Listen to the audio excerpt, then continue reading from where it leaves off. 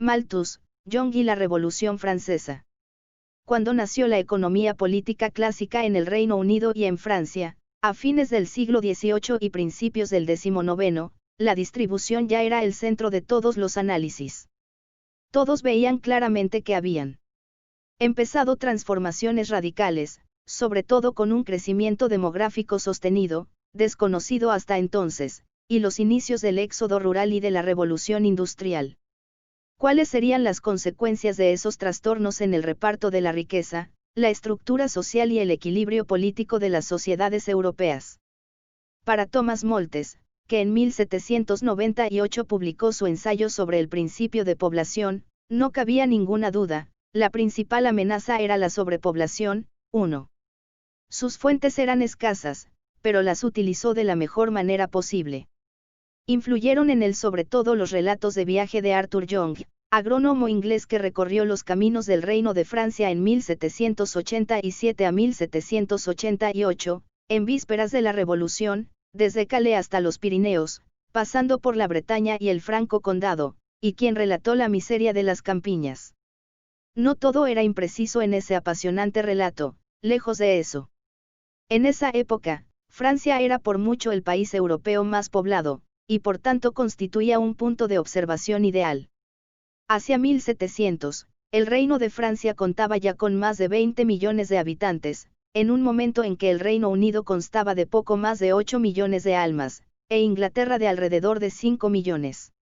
Francia presenció el crecimiento de su población a un ritmo sostenido a lo largo del siglo XVIII, desde fines del reinado de Luis XIV hasta el de Luis XVI, al punto de que su población se acercó a los 30 millones de habitantes en la década de 1780.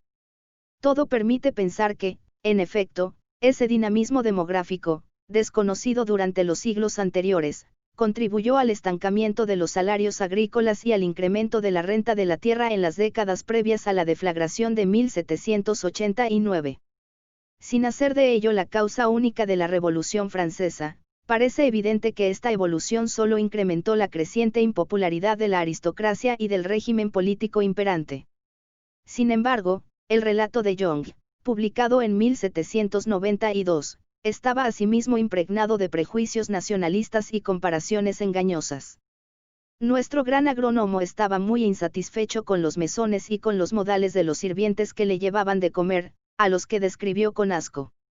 De sus observaciones, a menudo bastante triviales y anecdóticas, pretendía deducir consecuencias para la historia universal.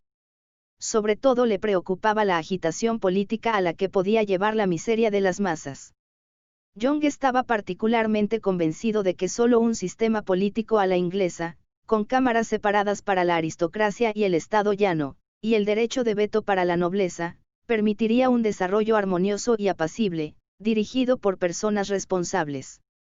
Estaba seguro de que Francia se hallaba condenada al fracaso al aceptar en 1789 a 1790 que ocuparan un escaño unos y otros en un mismo parlamento. No es exagerado afirmar que el conjunto de su relato estaba determinado por cierto temor a la Revolución Francesa. Cuando se diserta sobre la distribución de la riqueza, la política nunca está muy distante, y a menudo es difícil evitar los prejuicios y los intereses de clase de la época. Cuando, en 1798, el reverendo Malthus publicó su famoso ensayo, fue aún más radical en sus conclusiones. Al igual que su compatriota, estaba muy preocupado por las noticias políticas que llegaban de Francia, y consideraba que para asegurarse de que semejantes excesos no se extendieran un día al Reino Unido era urgente suprimir todo el sistema de asistencia a los pobres y controlar severamente su natalidad, a falta de lo cual el mundo entero caería en sobrepoblación, caos y miseria. Es ciertamente imposible entender las excesivamente sombrías previsiones malthusianas sin tomar en cuenta el miedo que abrumaba a buena parte de las élites europeas en la década de 1790.